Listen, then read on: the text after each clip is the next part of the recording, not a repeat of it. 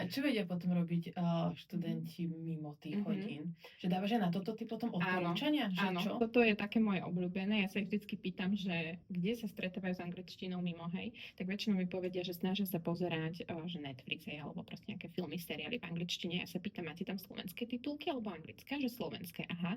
Lebo málo kto vie, že keď sú tam slovenské titulky, mozog číta po slovensky, čiže ja si presvedčujem čo? Slovenčinu, čítanie. Skvelé, potrebujem to. Potom si dajú titulky do angličtiny a čakajú, že sa naučia rozprávať, čo si presvedčujem zase čítanie v angličtine. To je super, už mám tú angličtinu, aj sa mi dostáva akože do toho počúvania, ale počúvanie a čítanie sú stále pasívne príjmanie jazyka. Chcem aktívne, musím naozaj rozmýšľať v tom jazyku. Čiže ja odporúčam napríklad písať si to-do listy v angličtine. Niekto si vedie, ja neviem, nejaký journaling alebo proste diár alebo čokoľvek. Daj si to do angličtiny, skús pár vecí proste spísať v hlave, rozprávať sa sám so sebou v angličtine, viesť so sebou nejakú konverzáciu, hoci kde, alebo pomenovávať si veci okolo seba, len tak sa nudím.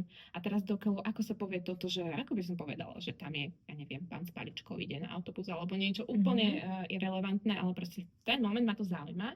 Normálne si to pozriem, že niekde v babke alebo proste v slovníku vygooglím a takto. Toto.